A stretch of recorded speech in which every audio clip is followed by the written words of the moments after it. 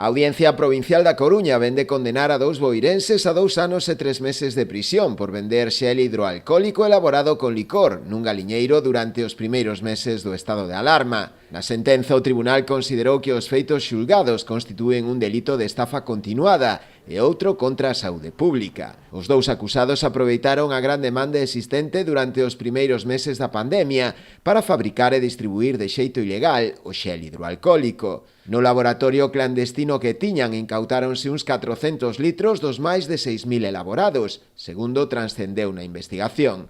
A Fiscalía pedía inicialmente 8 anos e 2 meses de prisión para cada un dos acusados, pero reduciu a pena a 27 meses de prisión, tendo en conta a atenuante da reparación do dano. Os dous aceptaron o pago da multa de máis de 17.000 euros para evitar o cárcere e comprometéronse a non cometer delito algún durante un período de 2 anos.